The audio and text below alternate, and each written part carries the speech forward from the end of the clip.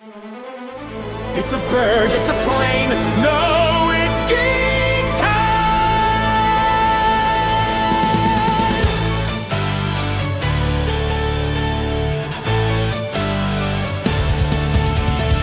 If you know how to give the Vulcan hand sign, if you never kissed a girl or tasted wine, if you write all your papers in Linux, then you know it's Geek Time.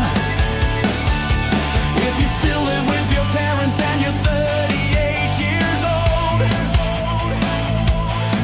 you got a pocket protector and you blog about having a cold. It's Geek Time, can't wait to get a nap back. It's Geek Time, you're like Vogel and Superbad. It's Geek Time, you got a coffee mug warmer and an Iron Man mask. It's Geek Time, you dress up and go to Comic-Con. It's Geek Time, you know all the lines for Wrath of Khan. It's Geek Time, you like asteroids and shiny droids and iPhones. It's Geek Time, time to get a life. It's Geek Time, you will never get a wife. It's Geek Time. Technical difficulties. Please stand by. Welcome to Geek Time, the next generation. Hosted by Chris Boris, Don't cross the stream. Make it so. your Geek Time guru, Never tell me the odds. bringing you all things geek-worthy from the world of pop culture.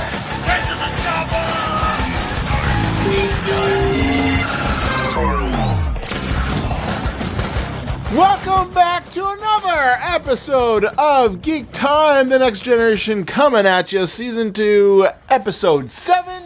And I am your host, Chris Boris, otherwise known as the Irate Gamer since 2007. We are continuing that mission of the original show from 2009, which was launched by Ralph Sorella and John Hine. And it's kind of interesting, I was thinking about this the other day, the whole show itself took a pretty geeky trajectory, because I refer to the old show as the TOS, kind of like the how the original series in Star Trek is referred to as Star Trek TOS. And the interesting thing about that is the original show said they were on a 5-year mission, and with the original Geek Time show, it was on for 5 years. It was a 5-year mission, 2009 to 2014, and here again, this is another reason why I called my show The Next Generation, because we are continuing that mission in the same geeky trajectory, like I said, of the old show. And I remember when the old show aired, God, I was just loved that show. I was there every week, and I just wanted to bring that back, the love of that show, because they just had so many incredible interviews and conversations, and I wanted to keep the memory of that alive. And just to let you guys know, I did pitch Sirius Radio this show to bring it back, and I actually heard a response back, so I'm hoping, if we can get this thing off the ground. The new Avengers movie is coming up very soon, and I would just love to be able to bring this to the masses when that comes, because when the last Avengers movie hit in, 2018, there was no presence, and I was just like, oh my God, I need a Geek Time show to get me ready for this. So if I could do that, boy, that would be the icing on this cake, because I would tear that up. And I promise you, if we can get this show on Sirius, I would go balls to the wall. I would get Class A interviews and really get into all the minutia of the shows that are coming out, because we've got Avengers coming, Spider-Man coming, and back then they got all those guests to talk to them, but we'll see. Trying my best to make it happen. But all right, let's get down to business here. We've got a jam-packed show for you today. I sat down with Amy O'Neill. If you don't know that name, she is the older sister from the 1980s movie Honey, I Shrunk the Kids. And I saw this movie a billion times growing up. I recently showed it to my kids. Still holds up. And to go back and reminisce about all the old sets and the set design, and just, it was such a geeky thing, because Turns out she was also in Star Trek The Next Generation. So we talked about that as well, because this is Geek Time. You got to cover that. So it was one of those things where she had a still image from the episode, and I'm like, oh my God, you were in the episode. I never put two and two together, but yeah, so we talk about that. I also sat down with the owner of Magic City Comics in Ohio, because recently on Geek Time, we've been talking about a lot of comic book related news. So we're getting the 411 from a comic book dealer himself. And this episode is going to contain a lot of Muppet talk as well. So I went back into the archives and I pulled the interview from the great Frank Oz, the voice of Fozzie Bear himself. Oh my. All right, so the first order of business that we usually conduct here on Geek Time is the Geeking or Freaking Out segment. And yeah, I've got a really interesting Geeking Out this week. Growing up, I loved, this is going to be a weird one, but at McDonald's, they brought back the McChangeables or Changeables, the toys, the Happy Meal toys. I remember growing up, man, these were the coolest thing because it took Transformers, the idea of Transformers, and cross-referenced them with all their food menu items. And man, just when I was a kid, hours of gameplay with these things. And they brought them back. This time, though, they brought back 16 different characters. But yeah, I got a lot of gripes, though. Even though they are cool, and I'm like, oh, these shirts are so cool. They're not as cool as the old ones, though. Like, the plastic that they use now is so cheap. I'm like, oh, man, it doesn't... Like, the old ones are kind of heavy because it's made with that denser plastic, but now it's just that cheaper plastic feel. Like, the joints are really tight, and I'm like, oh, my God, it'd, like, break a fingernail trying to transform these things. And the weird thing is, like, I always liked I'm getting real geeky here, so you can just skip over this if you don't care. But I always liked they had two iterations. Like, the ones in the 80s were robots, and the ones in the 90s were transforming dinosaurs, which I thought were just weird, transforming dinosaurs. But yeah, with the 16, what they ended up doing is 8 of them. Well, actually, no, it's weird. They even screwed that up. 9 of them are robots, and 7 of them are dinosaurs. Which the dinosaur ones are kind of lame. But it's kind of weird because they got away from all they didn't use just food items. They got into like menu boards and screens, and now they took like the milkshake dispensing machine and turned that into a transforming robot, which I guess is kind of cool. But yeah, as far as if you're looking for the Egg McMuffin, yeah, forget that. They don't have that. I think they just kind of stuck to the items that you get in kids' meals. Like, they got the fries, they got the hamburger, they didn't even make the Big Mac. Like, I remember the last time they made Big Mac, but I guess, yeah, they just kind of stuck with I don't know how many people are interested in this, but yeah, I'll move on. But yeah, I just kind of, I don't know, go hand in hand. It's cool to see them, but I don't know. At the same time, it's like they're not as cool as ones in the past. So I don't know. So all right, let's move along to probably one of the most top geeky tropes of today. Avengers Doomsday is coming. The countdown clock. If you go to AvengersCountdown.com, we are tracking how much time is left for the next movie. And we've got, wow, a lot of nines. 9 months, 9 days, 9 hours and change. It is coming fast. But it looks like they kind of pulled back after they did those little teaser trailers online. But all right, I'm there for the ride. I'm going to see where this goes.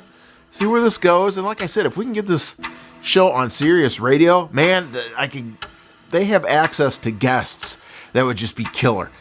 Because I remember when Geek Time was on the air when the original Avengers came on the scene. And man, and look, we're going to replay all these throughout the year. They got interviews with Chris Hemsworth, Tom Hiddleston, Thor and Loki. Man, they had Agent Coulson and the Marvel movie directors. Like, man, it's so cool. Because, man, they had the best stories and not a lot of outlets like to focus on the geeky stuff. So, yeah, if we can get that together, man, sky is the limit. So, all right, changing gears. One of the things, there was a couple weeks since I've done an episode, and one of the reasons because of that I guess is kind of another thing I'm geeking out on, is I was writing a book, and I just finished. It's called Haunted Disney. And boy, you talk about, like, there's a lot of people that geek out over Disney and also like the ghost genre and things like that. And with this book, I was geeking out the whole time working on this book because I talked to a lot of cast members, employees that worked at Disney, and I got their stories, like hundreds and hundreds of stories. And I was able to find 100 locations at these Disney parks that are haunted. Like, these stories are just not, oh, something fell off the shelf. Like, they've been seeing stuff. They've had scratches. Like, some places are just off the wall, crazy with haunted activity, and you would never suspect it. But yeah, this book, I've been working on this a long time, and I finally got this out, which is available on Amazon now. So I took a couple weeks and tried to get all that together, but it's out now. I'm totally geeking out over that. If you like Disney, you like ghosts, get this book because this is just amazing. So, all right, enough self-promotion here. Let's get into some geek news and notes. Also, the big news item right now is HBO Max. The buyout is complete, and it's not with Netflix. It is with Paramount, and rightly so. I know a lot of people were freaking out because they're like, well, wait a minute. If it's on Netflix, they're more streaming-based as opposed to movie release in theater-based. And I know a lot of theater owners were freaking out because they're like, well, we're already struggling. Like, what, like, oh my God, Netflix? Now, so Paramount stepped in with a larger bid, and Paramount and Warner Brothers did the right thing by taking their bid. And it was like billions and billions and more. So why would you not take their bid? But it's kind of interesting because it just, like, after the sale went through, I guess it came out that Warner Brothers in their fourth quarter in 2025 lost $252 million.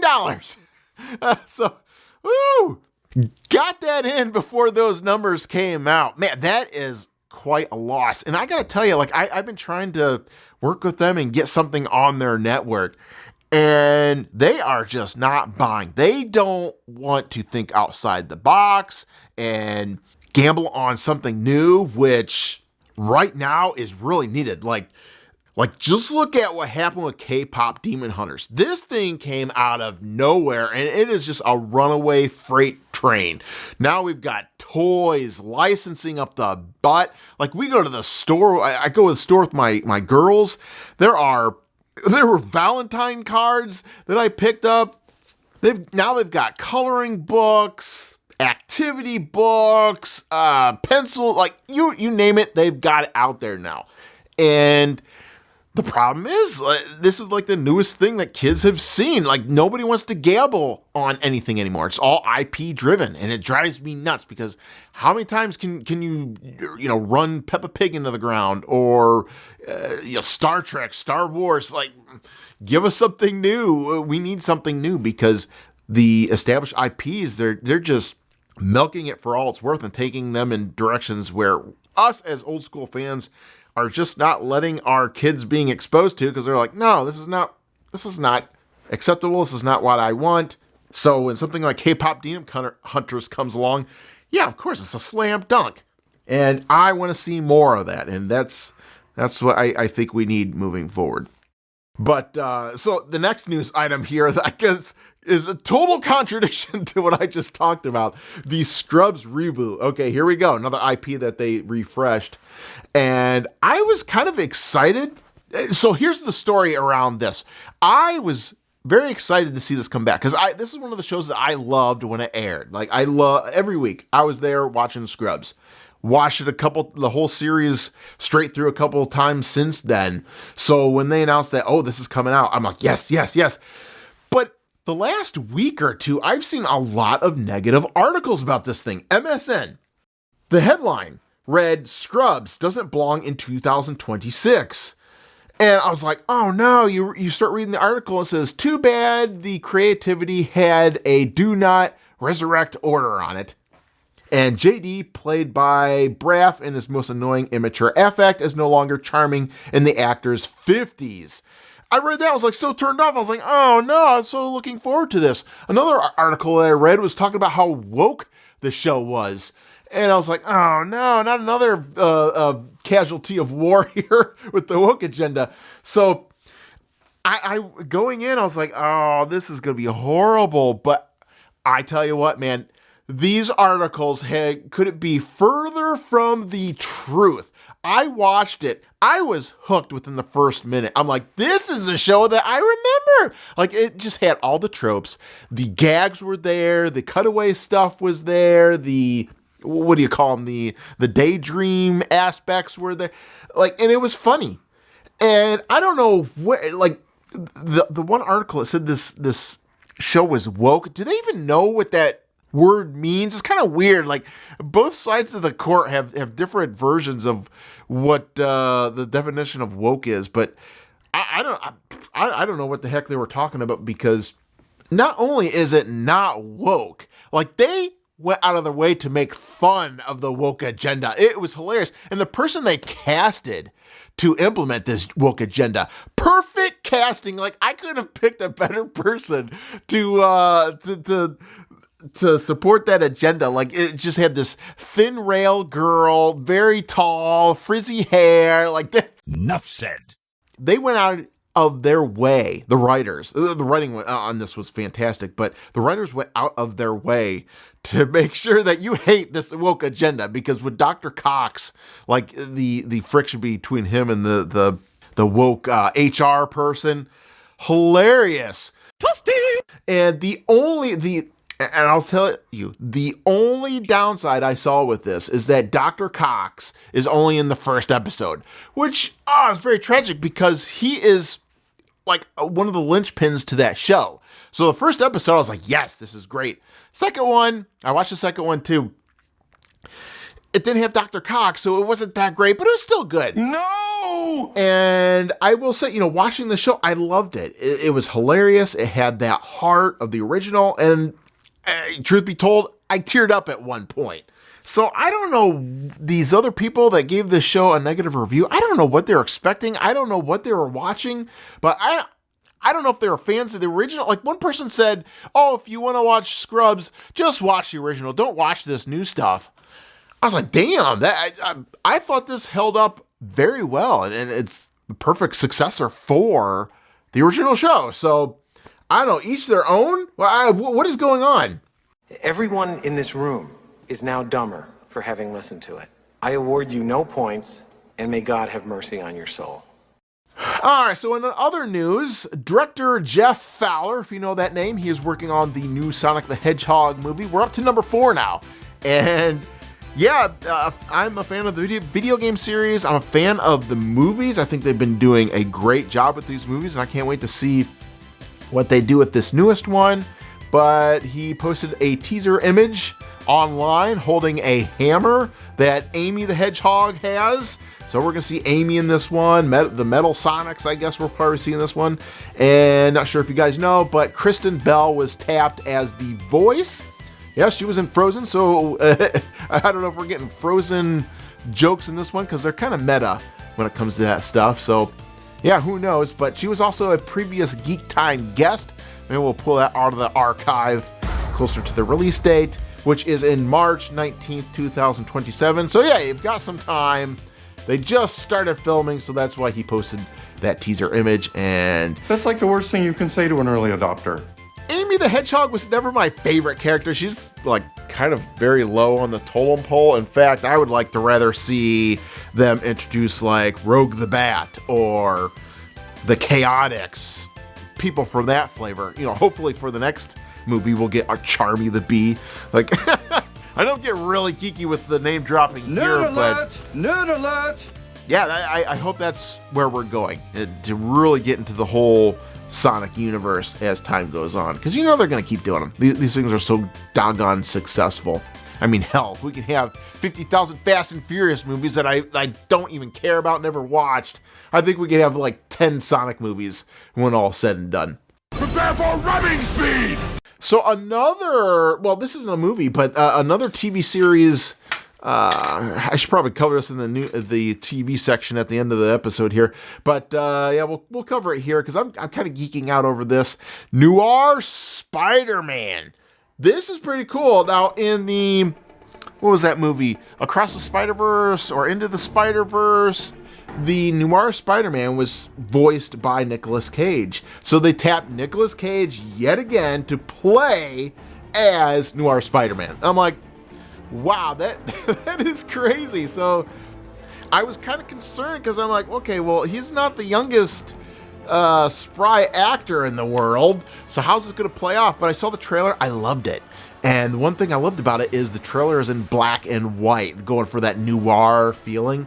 And I guess they're going to have two different versions of this that you can watch, one in black and white, or they're calling True Color. So I don't know if it's going to be like they're going to make it look like 1940s type color, because that's the time frame I guess they're going for with noir, that noir detective type look, and that's, that just screams 30s, 40s, whatever.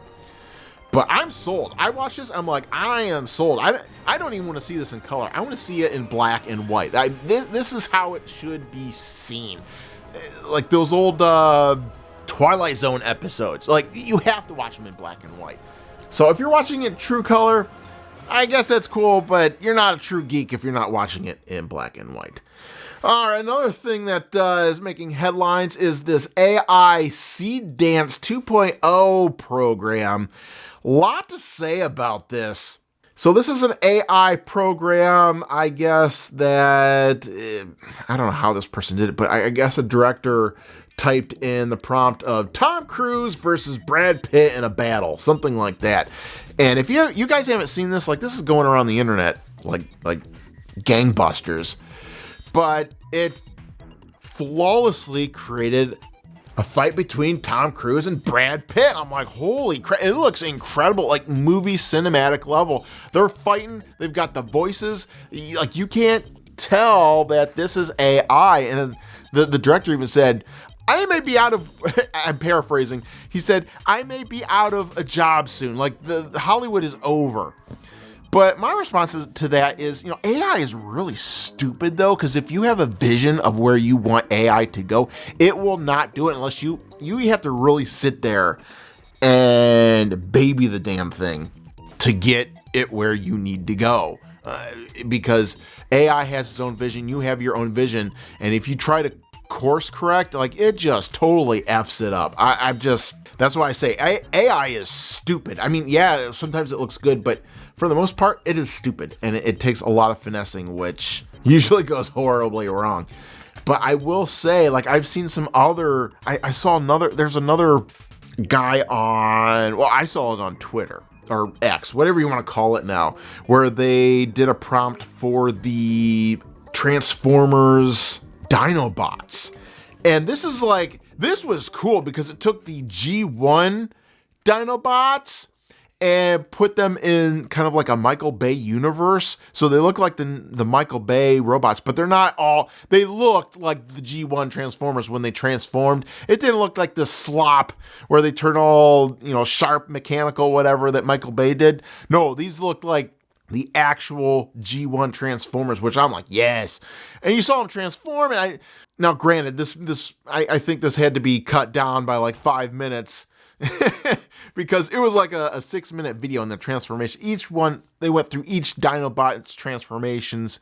It took like a minute long, where it should have been like 10 seconds long, if you ask me. But it looked jaw-droppingly cool. I'm like, wow, if Michael Bay would have done this with the Transformers, like, home run. I just hate with all the sharp mechanical things that you can't even tell which robot is which.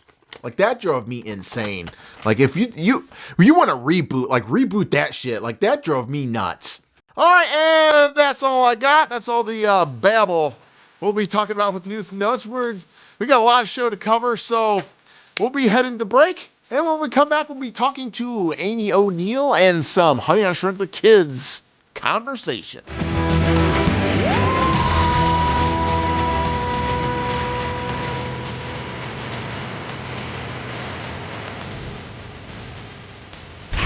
technical difficulties. Please stand by. Geek Time continues transmitting next with Amy O'Neill and Frank Oz.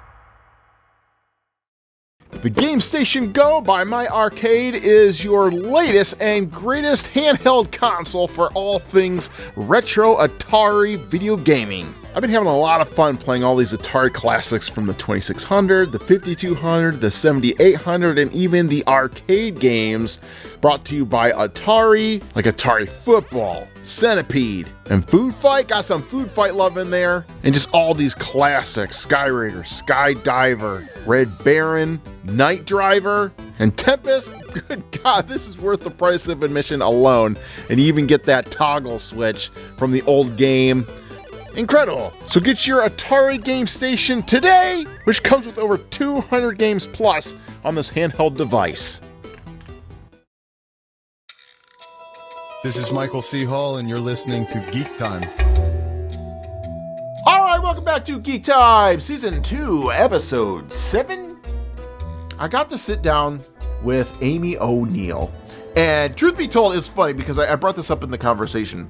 When I first saw the guest sheet, I thought it read April O'Neil from Ninja Turtles. I'm like, April O'Neil, is this the actress from the Ninja Turtles movie? Because I got equally excited, but then I was like, oh no, Amy O'Neill from Honey, I Shrunk the Kids. So I was like, oh, that's even cooler because, yeah, I watched this movie so many times. That was a part of my childhood.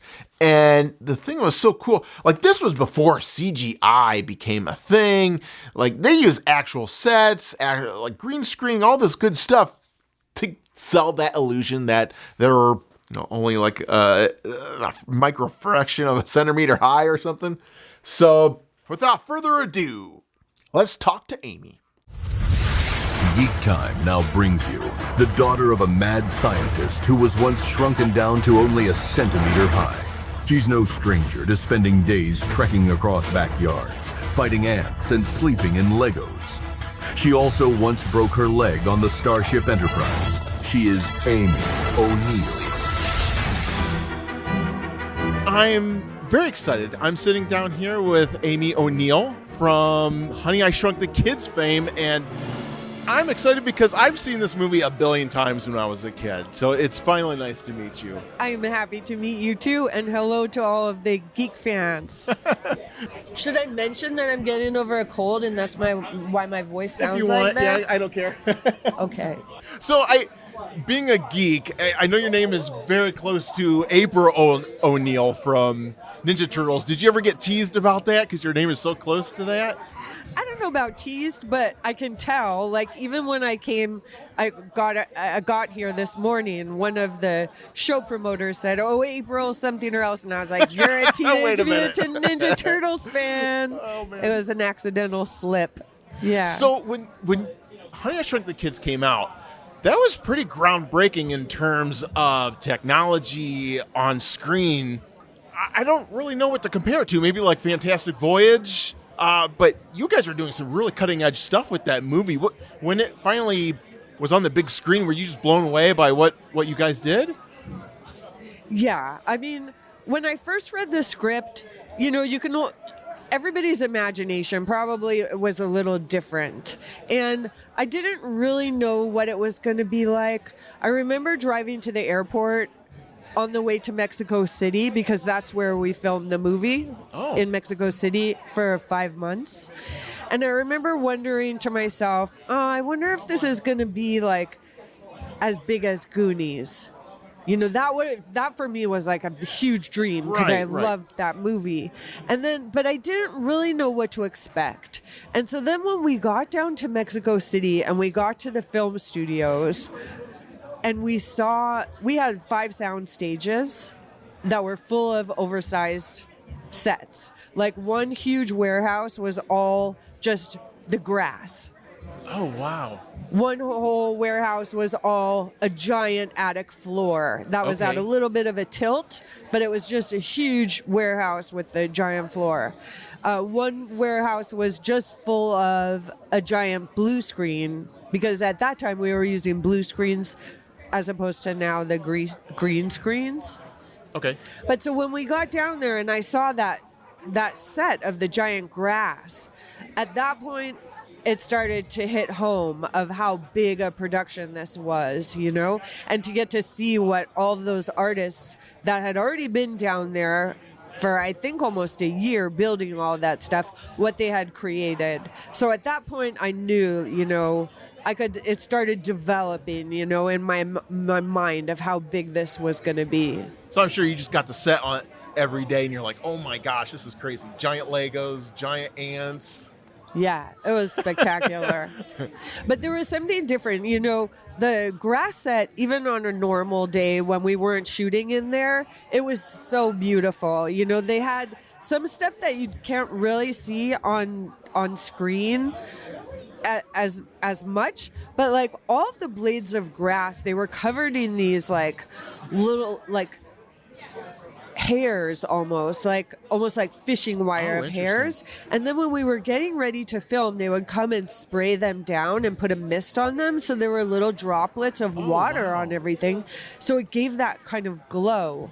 And then whenever we were filming on the grass set, they would also fill the air with frankincense smoke, like they would use, like they use in like Roman Catholic churches, you know, that with that beautiful fragrance, but they would fill it with that smoke. So then when they were shooting the beams of light down from the ceiling, you would actually be able to see shafts of light. So between the mist of the water catching all of the light and making all the sparkles, and it just was such a magical place to be in. And it really came across in the movie. It was such a privilege to be a part of that movie. So that'd probably be your favorite set then, with the blades of grass, or? Yeah, for sure. Even though I come from a family of carpenters, and so we've always had a tremendous respect for wood and like grain and and what it looks like. So the wood floor also was like really remarkable, and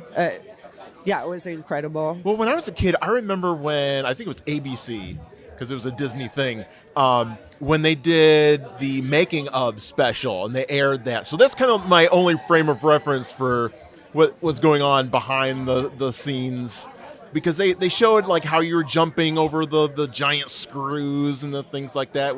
I'm sure that was very taxing on you guys, doing all the jumping and whatever.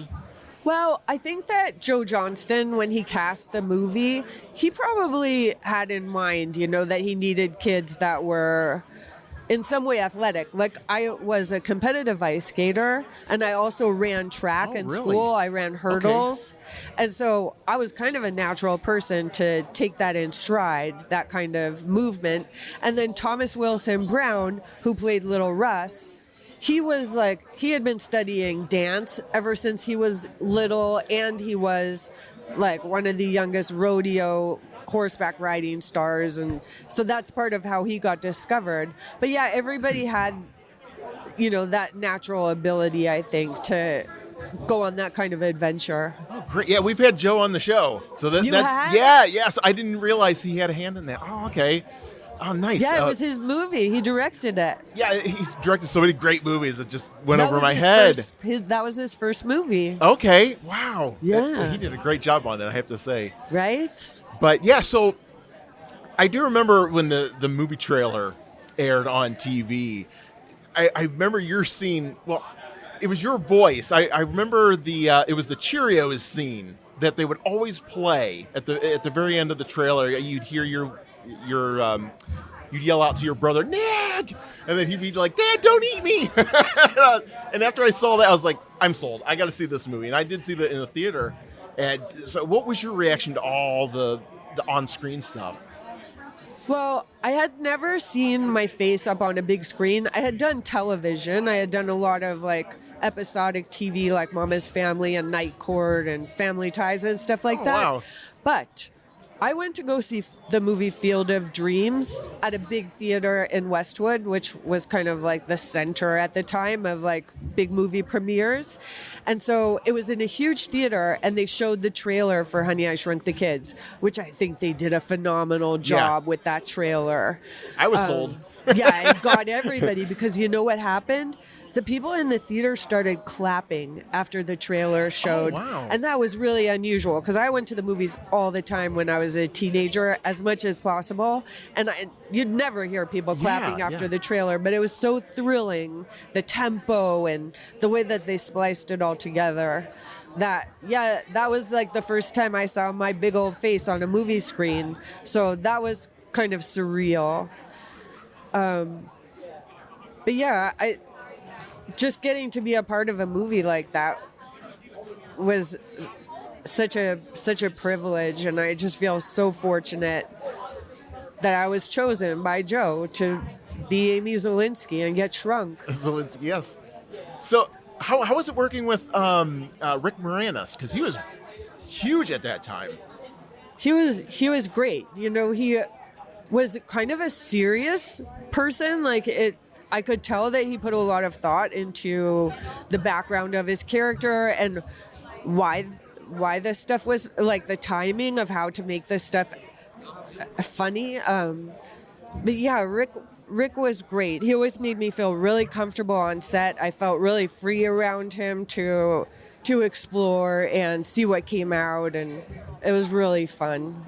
Oh, great. Well, I know towards the end of that movie, you guys were all... You guys are like covered in the marshmallow, whatever. To put that stuff on every day for that scene, did it get to become a nuisance? Well, it's funny you should ask because, there was something kind of backwards about going to work in the morning and then putting mud in the same parts of your hair and mud on your knuckles and on your fingers. The costumes themselves, they had like maybe 6 different degrees of dirtiness for the costumes, and so a lot of the dirt and mud was like latex, so they could still wash it, but it would still look like that same amount of dirtiness. But and then they would just take like a big powder puff and like puff some more dirt on us right before we started working, and then at the end of the day you'd go back to the hotel, shower up, get clean, and then go back to work in the morning and get that same mud put back on you. Oh, that's crazy. So I'm assuming the marshmallow stuff, that was shaving cream? Do you remember? No, you're talking about the Little Debbie's cream pie? Yes. No, it wasn't shaving cream because we actually ate it. I'm not sure what it was because, at the time when we were doing that scene, it's like we were supposed to be famished, and so it's like we gobbled up that cookie like our lives depended on it, and so I remember it tasting good, which is fortunate. But I think, like, if my memory serves me, which sometimes it does, I think it was some kind of mix between like Cool Whip and some kind of marshmallow. But yeah, it was good, and I liked the thickness of it. It was perfect to like scoop it up with your fingers and slap it on a big old chunk of cookie. Now they ended up doing a 4D movie theater attraction at the Disney parks. Did you ever go to that? The Honey, I Shrunk the Audience? I did. I went and saw Honey, I Shrunk the Audience. I loved it. The other thing that they did at Disney World was the Honey, I Shrunk the Kids experience, which that was the one, because we actually had the premiere for Honey, I Shrunk the Kids at Disney World. Oh, and did it was at the opening of that Hollywood MGM Studios theme park, I think they called it at the time. So was kind of about like behind the scenes of Hollywood. And that was the one where the audience would watch one of the audience members get onto a giant bee in front of a blue screen, and it would look like they were being flown around the yard. So that was really awesome too. And we got to put our handprints in the Hollywood Walk of Fame there at Disney World. Yeah, the Chinese theater. Yeah. Oh, that's awesome. So a lot of great experiences there at the premiere then. Well, yeah, also because it was such a huge Disney event, they flew in all of the big stars like Audrey Hepburn, Leonard Nimoy. Oh, wow. John Ritter came up to me after the premiere and was really complimentary, which meant a huge deal to me because I was a big fan of Three's Company when I was growing up. Yeah, it was incredible. It's like a who's who showing up. Yeah, it was like a fairy tale. It was like a dream, yeah. Nice. So I can't let you out of here without talking about your Star Trek appearance on Next Generation, because you have a poster on your table here, and I didn't realize you were in the show until I saw the picture. I'm like, oh yeah, you were in the show. What episode was that? Do you remember? It was episode 1 of season 3 called Evolution. Okay. And a lot of that episode got chopped up. And so quite a bit of my part is not in the final version, but it is still in the director's cut, which I think is available now on a YouTube channel. Okay. So my part was pretty fun. I was a friend of Wesley's, and we were going skiing on the holodeck. And there was some kind of, what was it called, a nanites? Some kind of bugs in the system, and so the holodeck wasn't working right, and so I ended up it was like injuring malfunctioning. myself and had to go into the sick bay and get fixed up with those lasers. Yeah, I haven't seen that episode in so long, but when I saw the stills that you have here, I'm like, oh yeah, she was in that. So how was that whole experience being on the set and seeing the whole cast and crew there? It was really fun. The cast, everybody was very nice. I think one of the main things that struck me there was talking to the makeup artists who told me all the backstory of like the Klingons and how they ended up in the business, and also some stuff about the land of the lost sea Sleestaks, and like how some of these people were hired as like they were basketball players on basketball teams, and then they end up doing these special effects parts, and then the series turns into a huge big deal, and then they end up doing that and not playing basketball anymore, and they end up being like, these special effects actors. And I also really loved like dealing with the costume department, because they put a lot of work into making that ski suit a Star Trek ski suit. Yeah, they did look like ski suits, or like the latex, whatever you call them. Yeah, it was rad, and it was mostly rad because it was Star Trek, which is very iconic, and so yeah, it was a privilege to get to be a part of that one too. Did you watch Star Trek beforehand, or were you just exposed to it that day? Yeah, I wouldn't necessarily qualify myself as a Trekkie, but yeah, of course I watched Star Trek. Because I didn't know if you. I guess what I'm getting at is, did you get starstruck? Like, oh, there's Picard. Oh, there's Will Wheaton. No, not really. I'm trying to think of somebody who, when you're working with those people, you don't really have the liberty to become starstruck. Okay. Because you got to do your job. You can't be like fawning over them. You know what I mean? Because Right. It makes a lot of people uncomfortable if you shower on the love.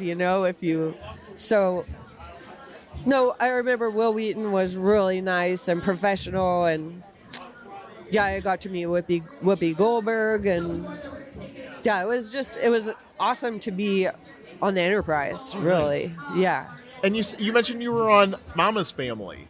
Yeah, Mama's Family. What'd you do there? That was my first television job. I had already done a lot of commercials, but Mama's Family was my first television job, and I got to play Betty White as a child, Ellen Harper, right? Okay.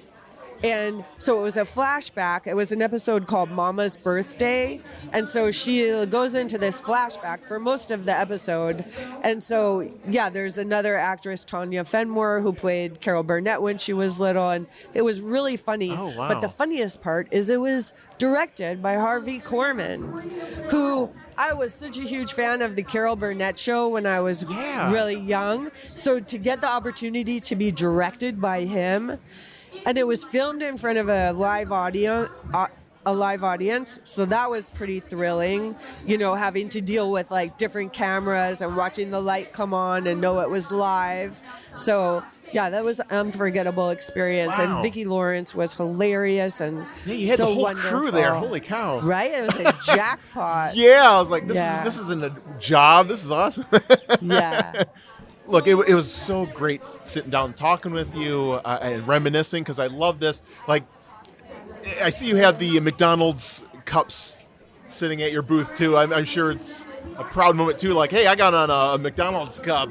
Yeah, well, yeah, that was kind of a big deal. But also, that's the only merchandise that Disney made for Honey, I Shrunk the Kids were these cups. And now they're a bit like relics, because they're older. Yeah, I haven't seen those in, years. And they have to be kept like in good conditions, otherwise the plastic gets brittle. So, yeah, I got the cups. Is there any other fond memories that you have being on set that we didn't cover? Well, because you did the sequels too, didn't you? Or I had a little part in the Honey, I Blew Up the Baby, which at first felt a little confusing because the first one was such a big success. So it felt a little bit confusing, like, well, why wouldn't they, why would they give me such a tiny part in the sequel? And the Thompson boys weren't in it at all.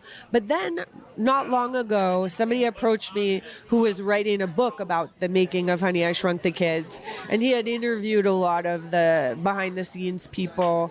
And he shared some information with me that kind of changed my perspective on it.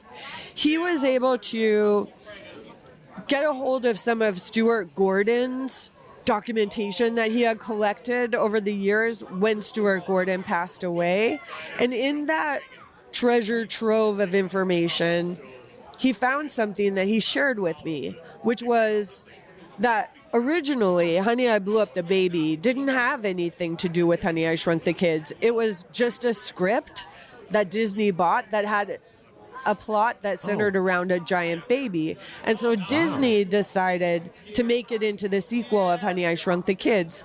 So what this young author shared with me was the letter that some of the executives from Disney had written to the screenwriter of that Honey, I Blew Up the Baby saying, please, could you write in a part for Amy Zielinski? Because I know that the fans of the movie would want to at least see her, even if she has gone away to college. Because I think originally it was just a phone call and I wasn't even on screen at all.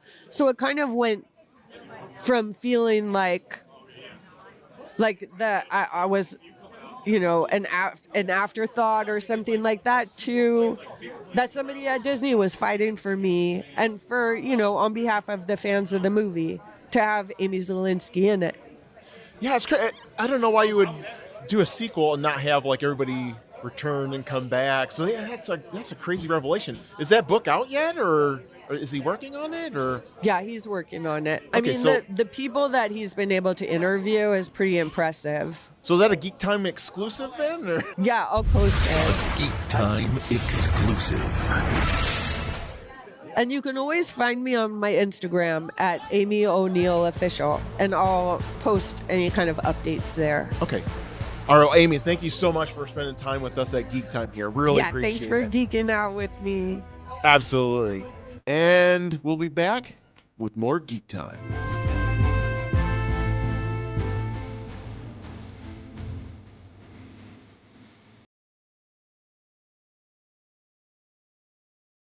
Adjusting audio playback. Geek Time will be right back. Attention Ninja Turtle fans, if you love the IDW version of Ninja Turtles, well, McFarlane Toys has released Series 1 of the Page Puncher characters, featuring Leonardo, Donatello, Shredder, and a foot soldier, and each one of these contains a figure and a comic book from the series. Nice! So get tons of artwork, storylines, and more, available now from McFarlane Toys. This is Amy O'Neill from Honey, I Shrunk the Kids. You're listening to Geek Time. All right, welcome back to Geek Time. Thanks for bringing us back, Amy. And yeah, I gotta say, she was just so amazing to talk to. Got that cool Geek Time exclusive about the second movie. We're going to be talking next to a comic book owner. And before that happens, I want to talk about one news item that I was kind of confused on, because I was a big fan of the Power Rangers comic book by Boom Comics. And last year they made this weird decision that they're just going to drop the old first gen characters and just go with their own storyline. And I don't know, I have to guess that the sales figures on this just cratered, because I jumped on. I don't care about these new guys. I want to see what I grew up with. But, so I guess now they are relaunching their course correcting, of course, thank God. And they're doing 3 different titles. But the problem is, I saw this article on Screen Rant, and it was written poorly. So I think I'm going to have to get someone to interview to explain this to me like I'm 5 years old. But I guess they're doing 3 different titles, and one of them involves the main Rangers, but they're getting new costumes, and there's going to be another series called Power Rangers Green, which is going to be centered on Tommy. Like, I don't know how all that comes together, but it's going to be one-shot, character-driven, and I don't think they said what the other series was. I didn't see anything to that effect, so I don't know. I just, like I said, this article was poorly executed, but yeah, all right, let's get into some major comic book news. Geek Time now presents comic book store owner Jason Miller. All right, so as you know, we talk about a lot of things on Geek Time about comic books and recent news. So I wanted to sit down with an expert, someone that's got boots on the ground. So I'm talking to Jason Miller, and what's the comic book store you run? So we own Magic City Comics and Collectibles in downtown Barberton, Ohio. So one of the things I want to ask you is, what do you see as a big seller right now in the comic industry? Because I know there's a lot of turmoil going on with certain titles and things like that. What are you seeing? Yeah, I mean, obviously right now the Absolute stuff's all good. Absolute Batman, Absolute Wonder Woman, Superman are gaining traction. Absolute Martian Manhunter and Flash, I think, will come a little bit after that, and then they're getting ready to do a bunch of... So it's the Absolute universe, which is a totally different universe than what your grandfather's Batman was, or father's. So it's totally different, all new look on things. So that seems to be some of the good, better sellers. Anything horror, so like Mark Spears' Monsters is pretty hot right now. And then like a lot of indie stuff. So a lot of people like good stories, good art, it does well. Like this week, Dork came out from Image. So basically it's a dwarf orc. So okay. He's part dwarf, part orc. It's already at $35-40, and it's been out 2 days. Wow. So that's a pretty hot one. And it comes down to good story. People read it. Internet fires it up. And then everyone wants to come looking for it. But no one ever, as a store owner, it's hard to order home runs, if you will. So yeah. It's like I only ordered 4 copies, 5 copies maybe. And they're all gone. Like they're gone. As soon as it hits the social medias that, hey, this book's hot, you get phone calls. Sounds like Todd McFarlane knows what he's doing then. Yeah, definitely Image. I'm not sure who wrote it or drew it at this point because I've been here, but it's all good.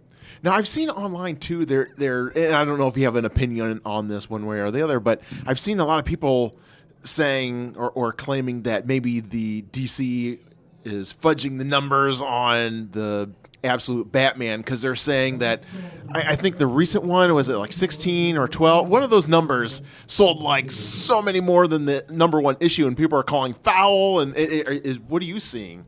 I kind of know what you're talking about. I typically don't. I personally don't worry about print runs and stuff, but like Absolute Batman 1, the print run was extremely higher than like people are trying to figure out why it's still getting as much money as it did, because it had a pretty high print run. As far as fudging numbers, I don't know about that. I do know that DC, Marvel, everybody's are printing less in my mind. So that's why they're doing Absolute Batman's going to its 11th printing in May. So that's like unheard of. But right. Well, heck, I remember Death of Superman. I think it got up to like printing 4 or 5. So you're throwing 11. I'm like trying to wrap my head around that. It's crazy. Yeah, Death of Superman definitely had a few. But yeah, it's wild. I mean, the market's tough. I've been doing it for a long time, and I think the past, say, year and a half, you're getting some younger buyers, you get some hustlers, sellers. So they're in it. Like I have a few customers, they're younger. When I say younger, I mean college age. That they're just doing the spec. Like if they come into your store and you had like, for Dorks, for example, if you had 5 copies, they buy them all. So, okay. They're just speculating. Yeah. And you know what? I can relate to that because back in the 90s when I had a full-time job and was living in a fraternity house and didn't have any bills. I bought 100 issues of Death of Superman. I bought 50 issues of Spawn 1. You know, I applaud them to a point, but then you gotta take care of your customers. So it's hard to give all 5 to one person. So back in the day, previews, which was Diamond at the time, you know, Diamond's filed bankruptcy since, but you filled out a previews and you handed it in every month. So I would, Death of Superman's coming, 100. That's how I used to order books. So it wasn't like I was going. So now that Diamond is gone, like how has everything changed for you? It's now we have to order from 3, maybe 4 places now to get everything. A new thing coming up is Free Comic Book Day. Used to be the beginning of May. Now it's I'm not really sure who has the rights to Free Comic Book Day at this point, but some people are calling it New Book Day.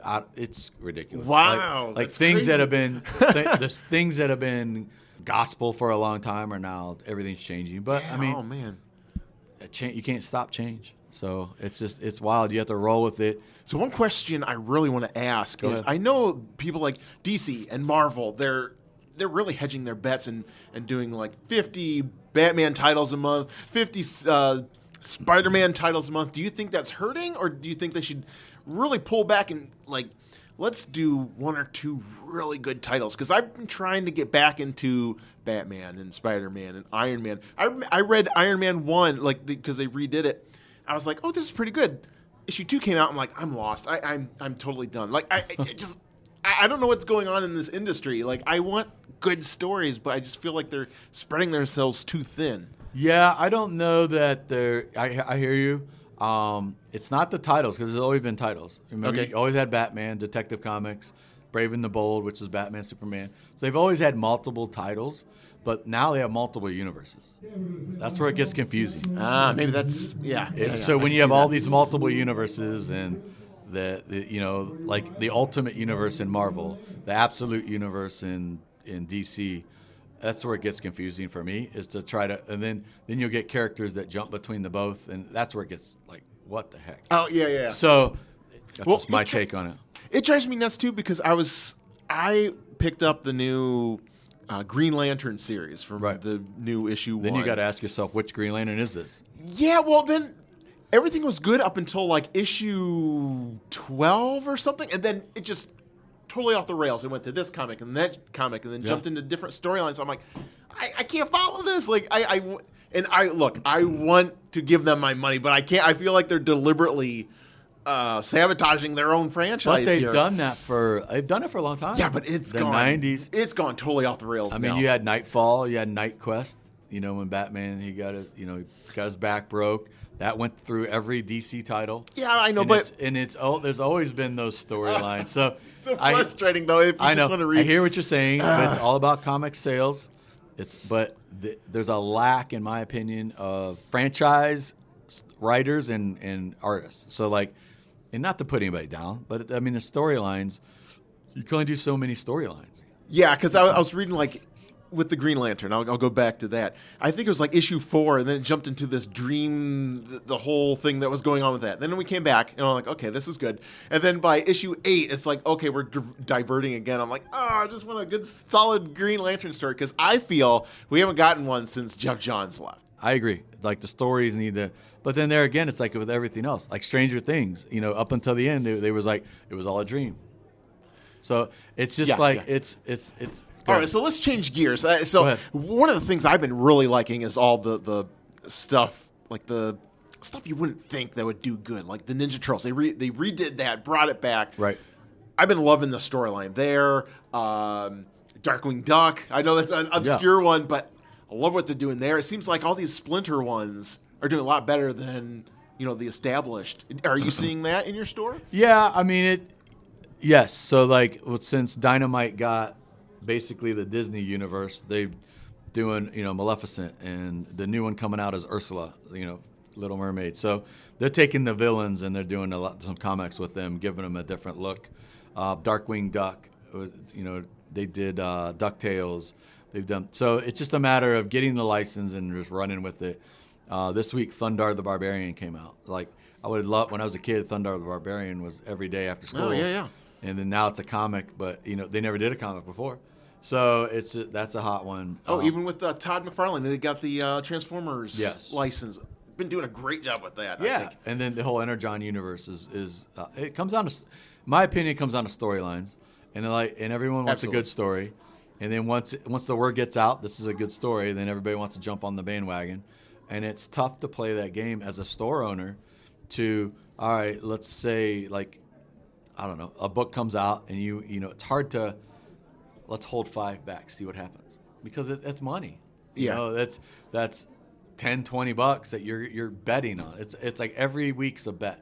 And another thing, comics come out every week. Like we're striking a check every week for new books. You got to hope that you pick stuff people want. That's a good point. Yeah, that's a good point. It's one of those things. It's one of the businesses that are tough. That every week's a new invoice.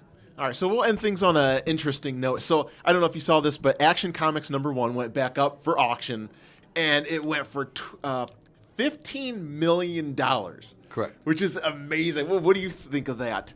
I think that it's fantastic that they found that. That's the book they found in an attic. They pressed it, got it graded, and it went for crazy money. And first of all, I do a lot of different things, so I'm also an auctioneer. So I've bought and sold lots of different things. It's tough for people to fathom that there's Action Comics #1s in attics of houses. However, you're going to see some more of them probably pop up in my mind because the boomers, lack of a better word, all collected stuff. They have stuff everywhere. Then you have the next generation. That's a good point. The next generation doesn't want older. it. Yeah. So you're going to have some of them that are just going to get thrown out. So me being an auctioneer. It's like, Yeah. So me being an auctioneer, I've been called into situations. Hey, Dad died. Mom's in a nursing home. We need to liquidate the house. And we're just going to throw everything in the dumpster. What do you think? And I'll be like, no. Everything in here has value. No, we're just going to throw it all away. So, for instance, I'm getting. Yeah, I was going to say, what's the coolest thing you found? I'm getting off tangent, but we basically we recently auctioned off a house that was a 1960s time capsule. So all the toys, everything, and there were 2 boys, and there was 2 of everything. I mean, we did almost. So this customer already had the dumpster there, and he said, before we throw everything away, we just thought we'd call you guys out to take a look. We did $18,000 for that guy.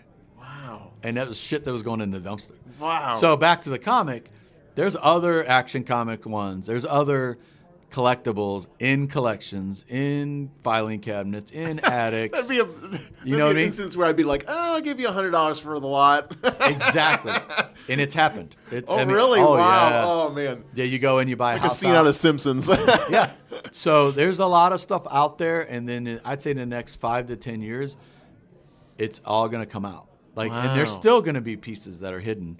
But yeah, it's just do you think they'll drive down the sales of an Action Comics #1 if more come out, or is it good for business? It depends on the grade these days. Okay. So that's a whole nother avenue. So the grade, that was a highly graded one. You can find an Action Comics 1, and if it gets a bad grade, it is what it is. So if a higher graded one comes out, then it'll go higher. So I don't know. I don't even know the grade of this one. For instance, if it was a 7.5. So if another 7.5 comes out, it'll be lower. But if an 8 comes out, it'll go for higher. That's just the way it is. So I am finding that more children are coming in and, hey, do you got a Spider-Man? I want to read it. That's happening in the past couple of years. That didn't happen for previous 3 to 5. And I unfortunately think that has a lot to do, another freaking avenue. Jason, where can we find you online? Online, Facebook, Magic City Comics. Our website's under construction at stuffgenieonline.com. So yeah, and then I know, but just Google Magic City Comics, Barberton, Ohio. That'll give you all of them. All right. Well, thank you so much for your insight, sitting down and talking with us. Because there's a lot of burning questions. Avenues. I wanted to get your insight on. Right. So You got it. All right. Thank you so much. All right, man.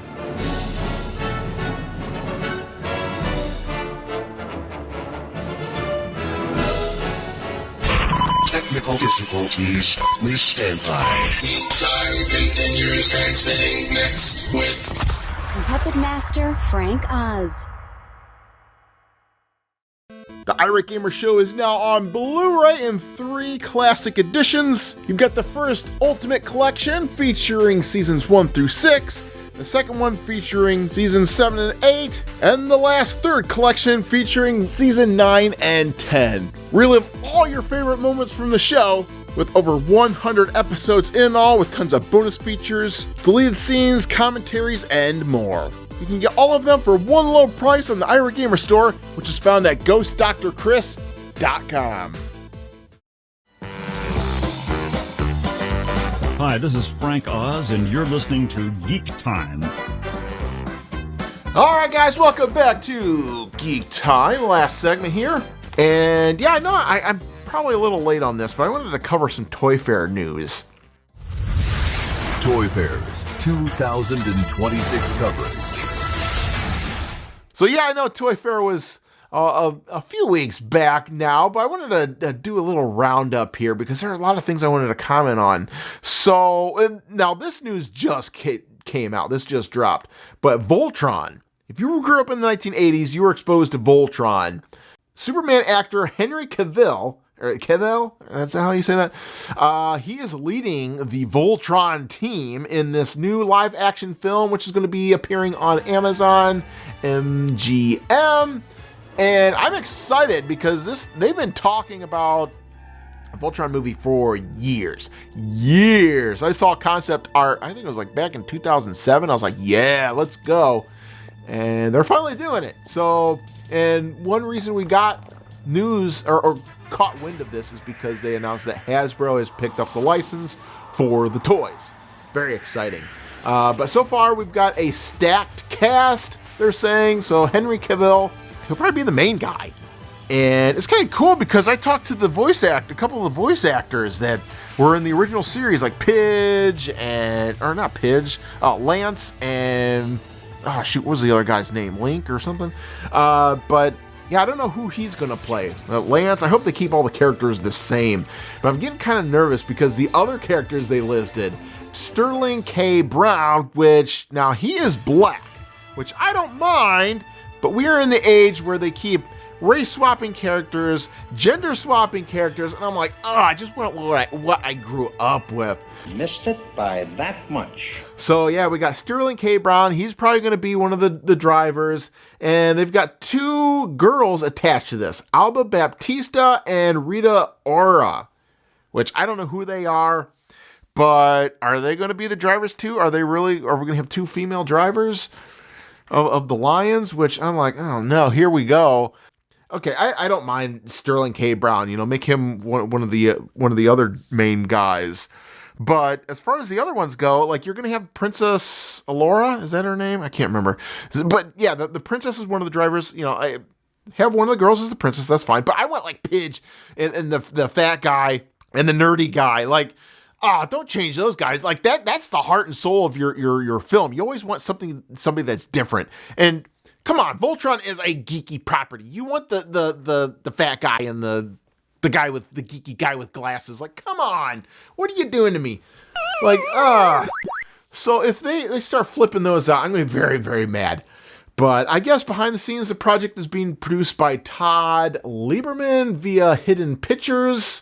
And he was the director for Muppets Most Wanted, The Lazarus Project, Chip 'n Dale's Rescue Rangers. So yeah, a lot of nostalgia with his film credits. I hope he can keep that nostalgia alive with this one because I mean his track record's pretty good. Like that Chip 'n Dale's movie was pretty good. The Muppets Most Wanted was pretty good.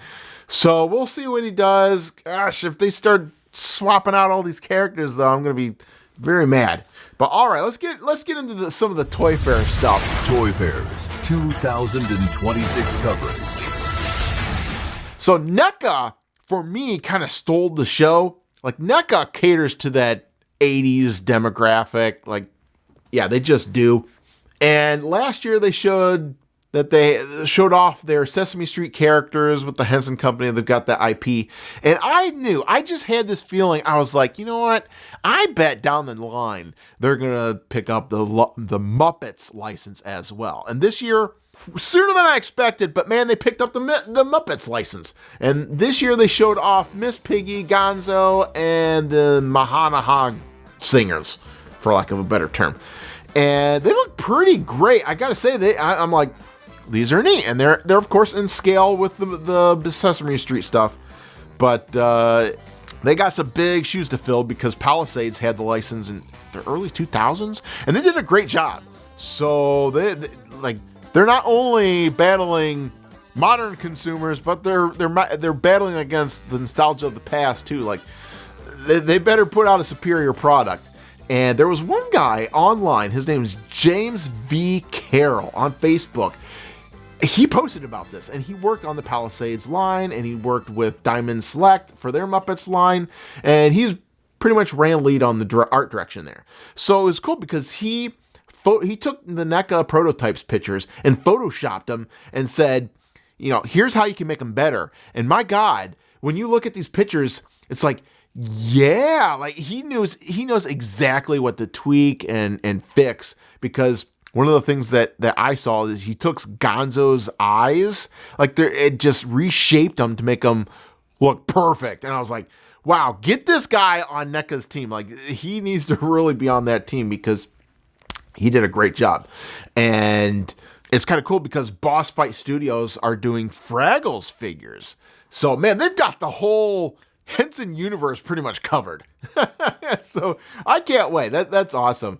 And NECA also rolled out, they're doing licensing with McDonald's figures. Like this is cool because nobody has ever tackled McDonald's figures. I love McDonald Land. I'm working on a McDonald Land book. I don't know when the hell that'll be done, but the only one that really tackled these was Funko Pops. Like I mentioned this last episode, they did pop figures of all the old school characters, and that's what I want.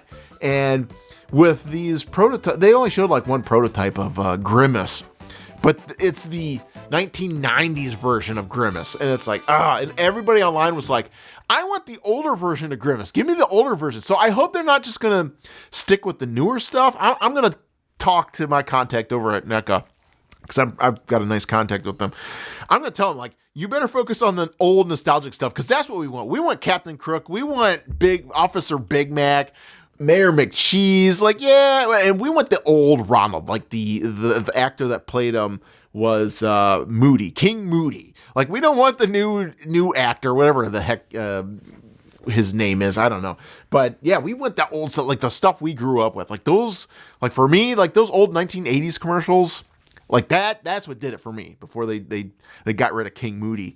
Like that was my Ronald. He was the best. So yeah, we'll see what happens with that. But the thing that I was like, whoa, they're doing DuckTales figures. Like, wow, that just came out of nowhere. Like DuckTales? Okay, I'm totally on board with that. I love that. Woo! So they had Gizmo Duck on there. They had all the nephews. So man, this line could be really, really cool because they can get to like Magic of Dispel, they can get to Glomgold, which have never ever been in plastic before. And if they pick this up, like I'm hopeful, if this does well, you just know they're gonna go to Darkwing Duck. Like that is the next thing. That no one's ever tackled Darkwing Duck as well. Like Diamond released Darkwing Duck and Negaduck, but it's a repaint. The Negaduck was a repaint of Darkwing Duck. I'm like, I want to get to the other characters like Megavolt and Liquidator. I want a Liquidator figure, man. Like, come on. Like, they were supposed to do one in the 90s. Like, and this is another guest I will have in the future for Geek Time. But he got the 411 on this. But yeah, he was able to get pictures of some of he wrote a book on toys that never made it or something. I can't remember we'll have him on. So over at McFarlane Toys, they picked up the Poppy's Playtime license as a popular video game. And I gotta say, like, this thing is picking up major steam. They've got toys and figures and all kinds of stuff. Like, if this becomes a movie soon, I will not be surprised.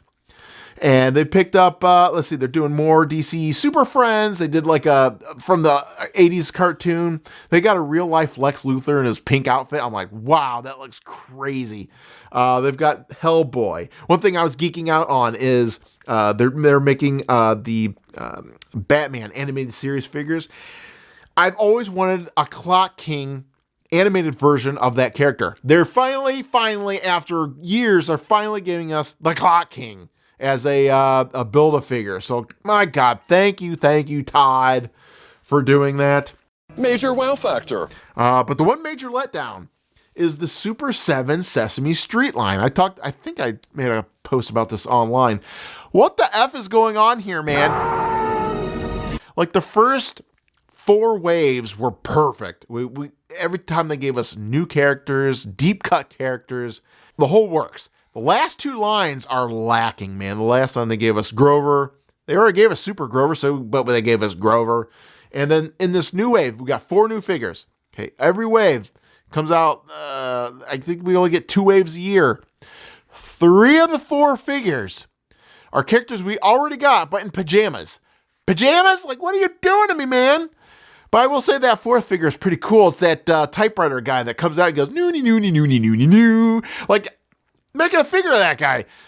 Like, and I'm just thinking, like, okay, give me 1 pajama character. Like, the other 2, like, where are the other characters? Like, they haven't made Hairy Monster yet. They haven't made Telly Monster yet. They haven't made Forgetful Jones or the Honkers. Those are the characters I want. Like, I want to finish my collection.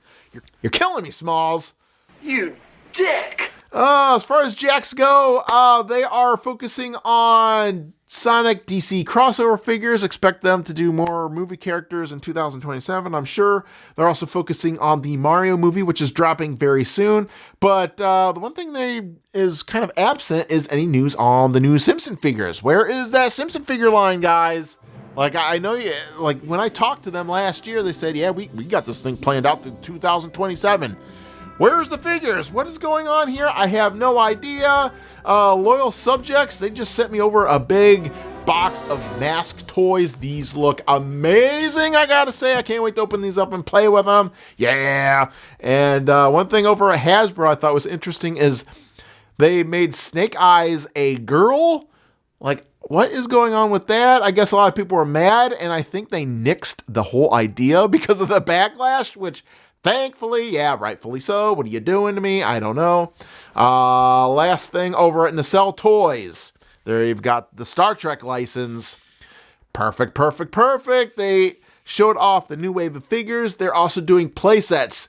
Star Trek, the old bridge from the TOS bridge. They're starting to make little pieces. Those look amazing. They're doing the holodeck arch. That looks amazing. And there's also another company called Exo/6.com. They are making Enterprise D bridge display pieces, which this just popped up in my newsfeed. I'm like, whoa, these look pretty damn cool. They're making, I guess they made the captain's chair, and now they're making the ops and con stations, and they look jaw-droppingly good. They light up and everything. The problem, though, is the price tag is $500 for the set. I'm like, oh my God, I need the money for this. I don't have the money for this, but if I did, my God, I would pick these up. Amazing. I just hope they're in scale with the Nacelle toys, because I know they've got their own line of figures, but again, they are 1/6 scale, and they are expensive. I think they're all sold out, though, so if you want those eBay prices, God, you could probably expect to pay like $300 per figure. Ugh. All right, so now let's shift gears. We're going to be pulling out, we're talking about Muppets here today. Pulling out of the archives a interview with Frank Oz. And what's interesting, like, he is the voice of Fozzie Bear, Miss Piggy, like all those. And I went back and looked at his IMDb. And I didn't realize this, but I guess he stopped voicing the characters in 2008. Like, or 2004, around that time frame. But I didn't realize this. I went back and watched the last Muppets movie, the reboot, where they brought back the characters, and I would have bet money that Frank Oz was in that movie because Miss Piggy sounds spot on, and lo and behold, he was not in that movie. I'm just like, what? They voice matched his characters with another voice actor so well, I could not tell the difference. And it's crazy because they've still yet to find somebody that sounds like Kermit. Like, explain that to me. The Sam the Eagle sounds different. Like one of the old guys, I don't know which one, Statler or Waldorf. Like the one sounds like him, the other one doesn't. Like, we can't, out of 300 million people in the U.S. alone, we can't find somebody that voice match Jim Henson. Like, what is going on here? I know people are like, well, let's stick up for the current voice actor. Like, he does a good job. All right, yeah, but he doesn't have that tone, that inflect to the voice that made the character resonate with Gen 1. Gen 1, is that what we're calling it? Gen 1 Muppets fan base. And then he stopped doing, but he still did Sesame Street until I think 2014. But yeah, he's like retired now, which I did not realize. And so to get an interview, bring this interview back is such a rare thing that he's done. It's just really cool to get that insight on all of his work and characters. So pulling it out of the archive. And now, the Geek Time Vault. From Miss Piggy to Master Yoda, he's a true geek legend. Please welcome our favorite puppet master, actor, director, Frank Oz. Welcome to Geek Time, Mr. Oz. I have to respond the same way. Thank you very much. I love the introduction. What kind of crap is that? Crap, we worked on that. Jeez, yeah. How many echo chambers did you use? Not enough, apparently. Welcome, Frank Oz. We don't use the term geek legend loosely in this place, but you have more than earned it. Thank you. Since I was a child, I've been listening to Sesame Street all the way through now and Little Shop of Horrors, which we're certainly going to discuss. Yoda. I mean, the credits literally. We could take up the whole interview listing your credits. We're thrilled to speak with you. Oh, that's very kind of you. Thank you so much. A lot of professionals come through and wear many different hats, but not only have you worn the hats, you've succeeded across the board. I think every director should get in front of the camera and see how incredibly frightening it is. Because, actors are very, very vulnerable people, and they put their heart and soul, and it's important to remember that when you're on the other side of the camera. So, but I think as far as what I really love doing is directing. I love directing. Well, I mean, when you're doing the voice work and you're doing Yoda or all the Muppets you've done, that's acting, right? You're right. Well, actually, I see it slightly differently. I see the Muppet stuff as performing. Right. And I see Yoda as acting. Now, I can go into that if you want to. Might be boring, I do. Yeah, please. Yes. That's what we're here for. Well, with Yoda, there's no audience to respond to. Mm-hmm. There's just the honesty of the script and the dealing with the other person. With the Muppets, you know damn well you're performing for an audience. And you have a third eye saying, okay, am I getting boring? What should I do the gag here? Should I build this up here? You have a third eye going. Right. But with usually because you're not the editor, usually, but with Yoda, it's more of acting because you just do your work as honestly as possible. You know the editing will take care of it. You're not relying on an audience to tell you if it's working or not. Right. But also, speaking of Yoda, didn't you sort of come up with the way he spoke, just the way that the voice he spoke backwards, sort of? I didn't. Larry and George wrote that, but they didn't use it all the time. They only used it half the time. And I went to George and I said, I think this is a really important character trait for Yoda. So he said, yeah, sure, you can use it as much as you want. Yeah. With the characters you create. I have a question for you. Okay. Good. Yes. Why does he talk that way? Pretty much, he's the last of the Jedi. And this is how I see it in a way. And he has responsibility. And Luke is like a surfer. And he's talking, yeah, man, but this is the formality of this is really the way Jedi used to talk. And he's trying to keep that culture going. Not unlike Native Americans who are trying to keep their language going amongst, the white man's English. Well, to me, he's doing this on purpose to say this is how Jedi really talk. This is how not only talk, but there's an elegance and a formality about us. And that's it. He just wants to keep that going as long as possible. That even carries to their speech. Yeah. There's formality. And yeah. I mean, since I'm kissing your ass so much, because I really do enjoy your work. Could you say that again, please? Not only Yoda, but I'm thinking about ask if you will. I'm thinking about Grover and all the characters that you voice. They've all stayed with me over 40 Fozzie years. Bear. And I mean, you're not just a voice actor. There's something, I don't know, it's the chemistry between you and Jim Henson or later on the things you do, but there's something about your characters that make them stick. Right. Like when you say Fozzie Bear, I can hear him in my head. Or Miss Piggy. I mean, all those have become legendary. You know, I thank you so much. I don't actually know why. However, you know, I'm always the guy who sits here and gets the credit.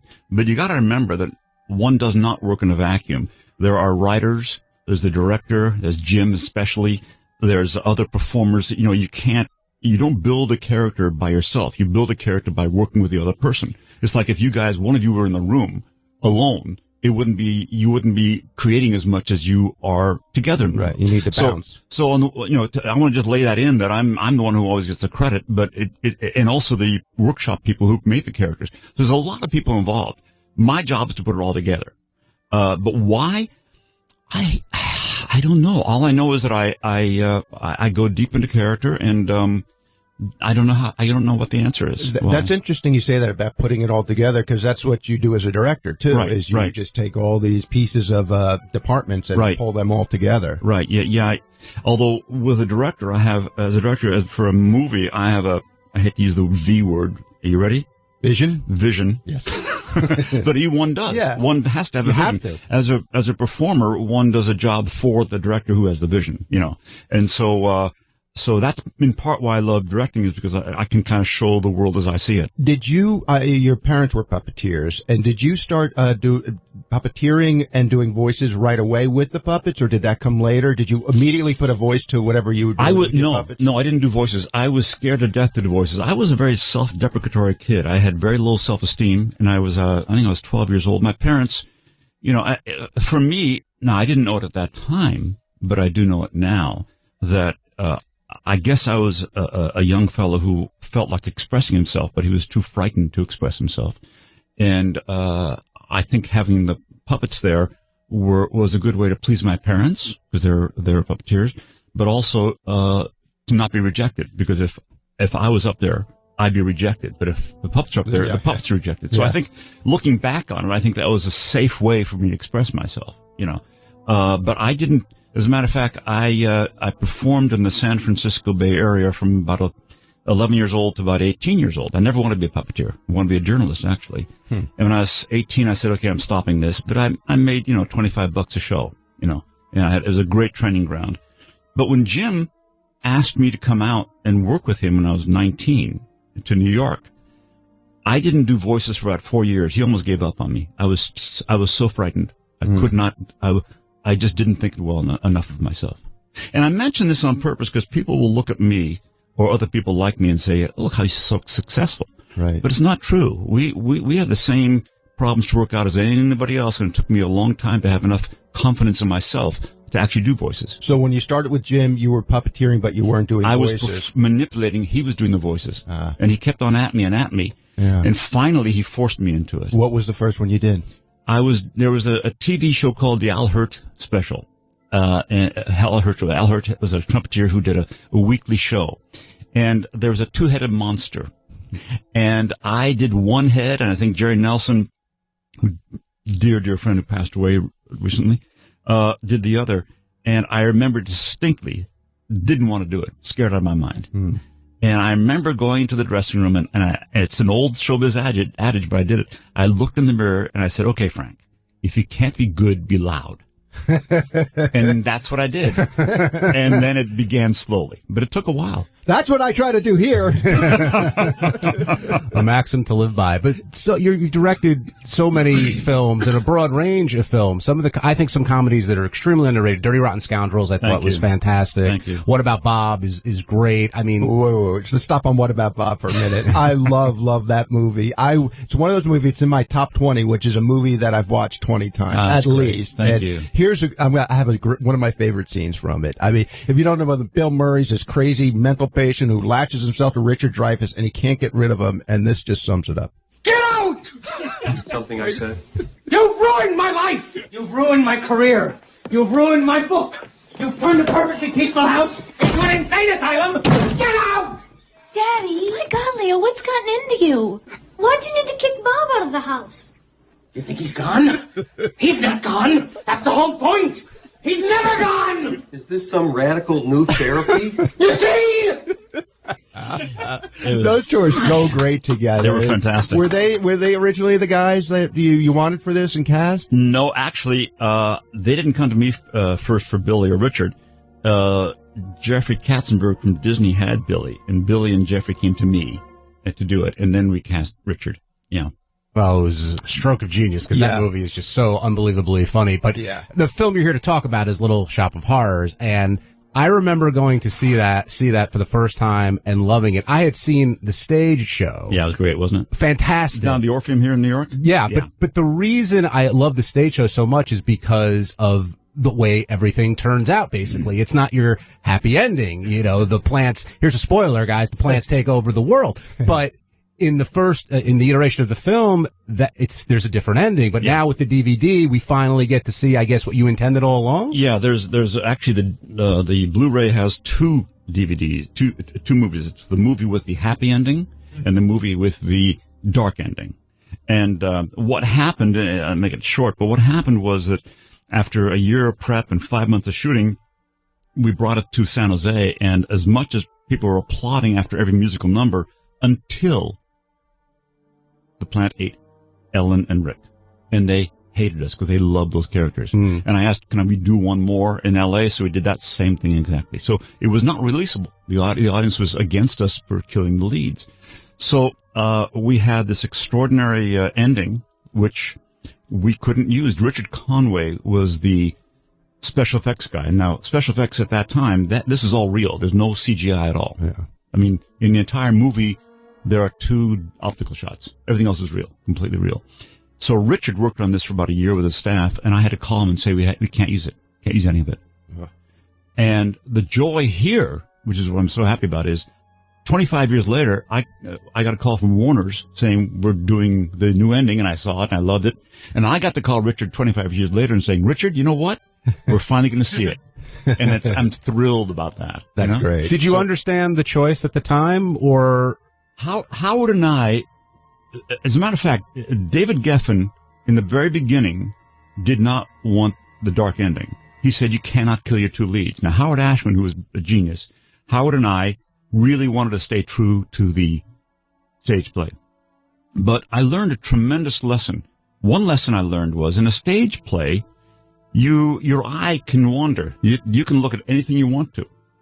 In a movie, they give you a close-up. You only have a close-up to look at. And the close-up is of Rick or Ellen. That close-up makes you love them more. You tend to feel more from a close-up. So as a result of that, they cared more.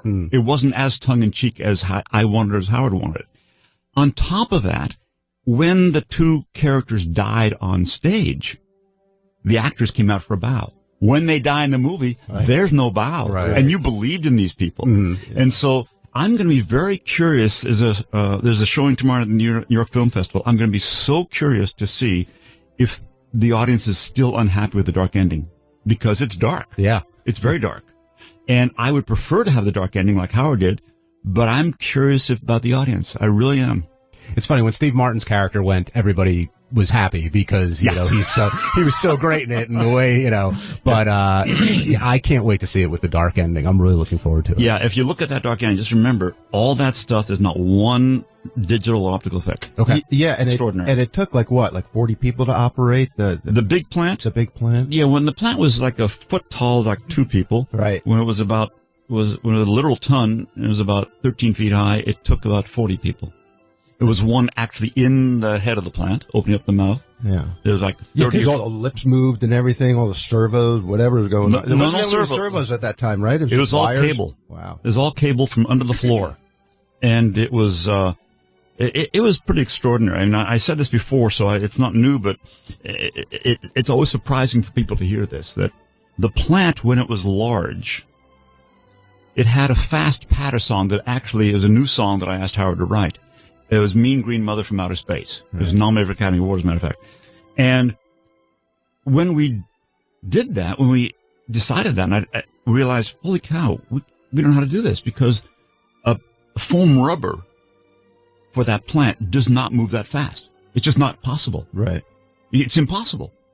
So what we did by accident, I was rehearsing and we didn't know what to do, and I saw I was looking at a rehearsal and I rewound. I suddenly when they're rewinding and I saw the plant talking, it was going fast. Oh, right. So right. what we did, and people don't, it's so extraordinary. What we did is whenever I shot Rick or Ellen, it was 24 frames a second. Whenever I shot the plant, it was 12 frames a second. So the plant would talk normally like this, but then you'd see the lips move really fast. Whenever I shot the plant and Rick, or the plant and Ellen together, it was 16 frames. So when you see Rick singing with the plant, he's moving like this and singing slow motion. Never heard that. That's great. Yeah, that's amazing. Well, it's a pleasure speaking with you, Frank. Be sure to go out and get Little Shop of Horrors DVD, the Blu-ray with the director's cut. The ending Frank wanted. With the dark ending. Which you may not want. Yeah, but we do. And really, it's an honor to speak with you. And thanks for spending time with us here on Geek Time. Great talking with you. Thanks so much. The Geek Time Vault. All right, guys. Well, that's all I got. Thanks for listening. We'll be back next time. Same Geek Time, same Geek Channel.